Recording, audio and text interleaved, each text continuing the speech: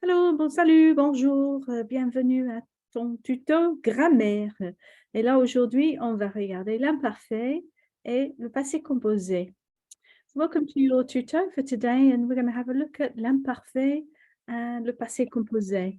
And if you have your book to hand, this one, the Grammaire progressive, you don't have to get it, but because we've got it on the screen.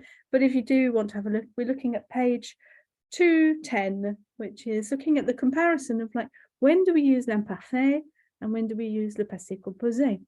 And we need them both. We need them both when we're talking about the past. And generally speaking, you learn about the passé composé first, and then you learn about the l'imparfait. And what I see from teaching people is that people have a tendency to lean much more on the passé composé than l'imparfait, but they both have a role. So let's have a look at that and see if I can tempt you to start to use the imparfait a bit more. Okay, so let's look at this example sentences. So, avant, j'habitais à Marseille. En 1995, j'ai déménagé. Quand j'ai déménagé, j'avais 16 ans. C'était l'hiver. Right, so everything in bold is either going to be imparfait or passé composé. Now this one is imparfait. We're not looking at how that's formed today. We assume that you can look that up elsewhere or that you already know it. So this is imparfait. And why is imparfait chosen here? Well, there are a number of reasons. Avant is an undetermined, undefined period of time that we don't know when that was. So if it's in indéterminé, then we don't know how long it was. So it's going to be imparfait. Because the imparfait describes things that are just going on in the background. They went on over a period of time, and there's nothing really precise about them. So before, I lived in Marseille. Okay, so that's sort of like a general thing that was going on at a point in the past, which is undefined. Then we've got a specific date here. So in 1995, that's a specific point in time. So this point in time kind of says we're going to kick off as an event. It's an event in time. So this point in time, j'ai déménagé. So because it's an event, because it's the point in time, we're going to use the passé composé. Now, quand j'ai déménagé, so we're referring back now to this point in time. So it still stays with an event with the passé composé. J'avais 16 ans. So I was 16. Now you are an age, it's always avoir, isn't it? You are an age for the whole year, aren't you? Well, yeah, that's true. But you only use the passé composé to describe that age on your birthday. So j'ai eu 50 ans sur telle date. Okay, so on your actual birthday, it will be passé composé, j'ai eu. For the rest of the time, when you're talking about your age over a period of that year, you would use l'imparfait. And of course, it's avoir because age goes with avoir. So j'avais 16 ans. And then we've got a little bit of description in here. C'était l'hiver. So we use the imparfait to describe things, to sort of like give us the context, to set the scene. So that's why we're using l'imparfait here. All right, so let's have a look at some more examples. This is a fantastic explanation on this page. So take your time to look back over it after the tuto if you want to really get to grips with it. All on one page, one simple page, you can crack it. So, en général, pour évoquer les souvenirs, on utilise l'imparfait. Now, by the way, they say en général, because there's probably some exceptions, but let's just take that as the rule, yes? So when we're talking about memories, we use l'imparfait, or, so yeah, memories. So, quand j'étais jeune, je jouais du piano. So when I was young, I played the piano. Now, quand j'étais jeune is another very general term, isn't it? There's nothing specific about that. So we can say, okay, because that's so broad and unclear about when I was young, that it could be when you were a child, it could be when you were a teenager, it could have been 2 years ago, So we're not clear about that. So then we're using the imparfait because it's not precise. And then it was something that happened during this imprecise time, but also it was something that happened repeatedly over a period of time. So, je jouais du piano. So I played piano. Now, the difference with the passé composé is, en général, pour raconter un événement, on utilise le passé composé. So generally, to talk about an event, we use the passé composé. So, un jour, j'ai joué devant la reine d'Angleterre.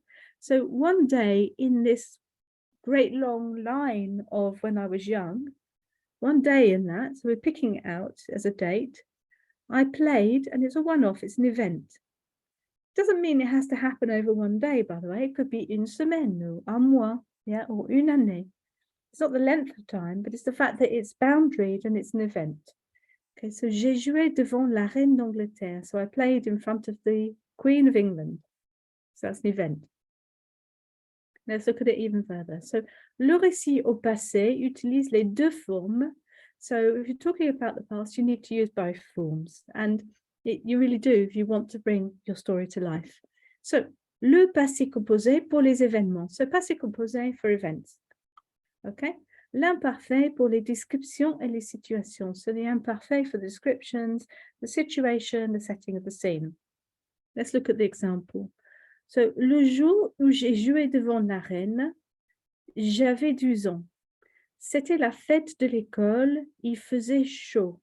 I could just give you a second to reflect on why you think this is passé composé and these three are in l'imparfait. Just give yourself a moment to say, why would that be chosen?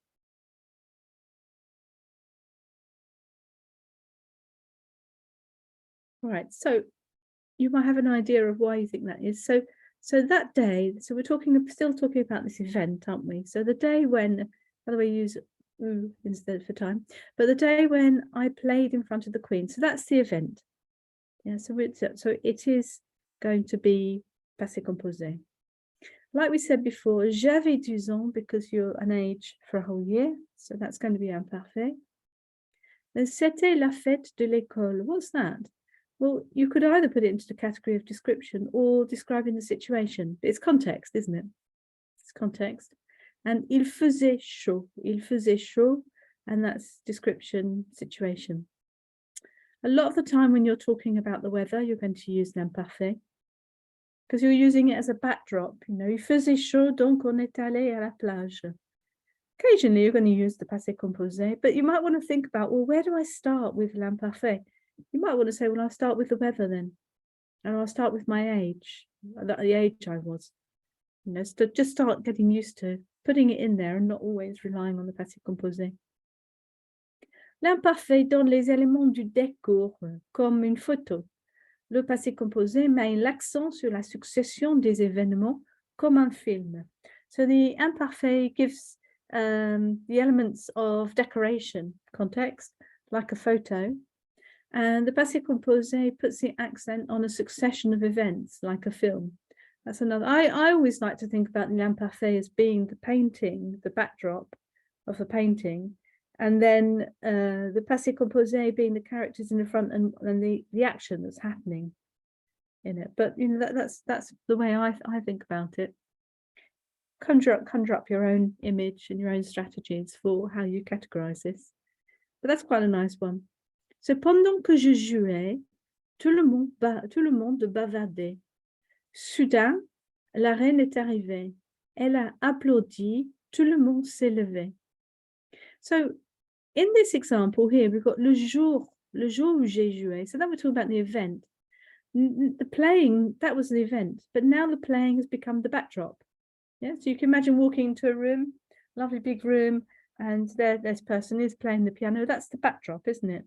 So whilst I was playing, or whilst, and there's a key word as well. Pendant que, you need the que. Pendant que will always trigger off an imparfait because it means whilst. So whilst I was playing, everybody was chatting. So you can sort of like see, you're walking into the room, this is the sort of like description, this is the thing that's going on in the background. Now, soudain would be a word that would kick off the passé composé because it's kicking off an event, isn't it? Soudain, suddenly. La reine est arrivée, event. And then we've got a series. Now, if you have a succession of things that happen, they're always going to be in passé composé. So this is the succession. She arrived, she applauded, everybody got up. And they're all in passé composé. Yeah, so we have if you have a succession, but it's not a list, it's a succession of things, all dependent on each other. We've got some other words here that are actually useful for you to know about deciding whether or not something is passé composé or imparfait. tout à coup, soudain, brusquement. So all of those sort of give a sense of suddenly, don't they? So all of those will introduce an event, because it's an interruption, isn't it, to the backdrop. So they'll be passé composé. And pendant que, like we just said, is whilst, which will introduce the imparfait. So tout à coup, la reine est arrivée. Elle est entrée pendant que je jouais. Okay, so suddenly the queen arrived. She came in whilst I was playing. Now, one thing to bear in mind when you're using l'imparfait and passé composé is that if you start to, it's a good way to start to think about, when do I use these in French? What situations? Rather than how do I connect this back to English, to a tense that doesn't really want to line up with it, because these two tenses don't exist exactly like these, like the passé composé and imparfait in English. So it's going to be very hard work if you're always mapping it back to English. It's better if you can start to think, well, I'm going to use the passé composé because I want to say this. I'm going to use l'imparfait because I want to say that. These are the reasons why I want to, rather than, well, how would you say that in English? Oh, lived. Oh, okay, how do I put that, because it will get you in a tangle. And sometimes lived can be imparfait, and sometimes lived can be passé composé. So it's a really good way to sort of like let go of that need to translate all the time and just launch into the language, the French language, as it is. Right, okay, little test for us. So, on utilise le passé composé avec une durée définie, début et fin précis, et l'imparfait avec une durée indéfinie. So, the passé composé has got a defined beginning and end, it's precise, and l'imparfait has got an undefined duration. So, would you agree that the ones on the left should be passé composé, and can you see why? And would you agree the ones on the right are l'imparfait? And would you agree and see why they, would you see why they were? Because it's not about the length of time. It doesn't matter. That could have been 1880 to 2021 or something. It's not about the length of time. It's the fact that that time is defined. So 1980 to 1990, it's a block, isn't it? Oh, I can see the beginning and the end of that time. You might say, hold on, didn't you just say pendant was imparfait? Ah, yes, I did. I said pendant que, which means whilst, is imparfait. But this isn't pendant que, this is pendant 10 ans. This is not whilst. It's during 10 years or for 10 years. Yeah, so it's a specific period of time. And then we've got between 10 and 20 years. Whereas here we've got it completely open, left open, isn't it? Avant, before, quand j'étais jeune, completely undefined, à cette époque-là, lovely one as well, at that time. And then finally, le passé composé indique un changement par rapport à d'anciennes habitudes ou un changement par rapport à une situation donnée. So the passé composé indicates a change in relation to old habits or a change in relation to a given situation. So what does that mean? So, avant j'habitais à Lyon, un jour j'ai déménagé. So it was the change, wasn't it? It was the event that changed the status quo. Hier, il faisait beau. Tout à coup, le temps a changé. Yesterday, it was good weather. Suddenly, the weather changed. So the tout à coup helps with that as well. Excellent. So whistle-stop tour. Not that difficult, really, is it, when you see it on the page like that? Obviously, if you understand it, that's the first thing you need to do. The next thing is applying it. So just keep on trying to bring, it's the imparfait, I think, that you need to keep on trying to bring in and just test out. Would I use it there? And, it's just by trial and error that you're going to get there, I think. Bon, merci beaucoup pour votre attention. Et puis, je vous souhaite une très bonne journée et à bientôt. Merci. Au revoir. Au revoir.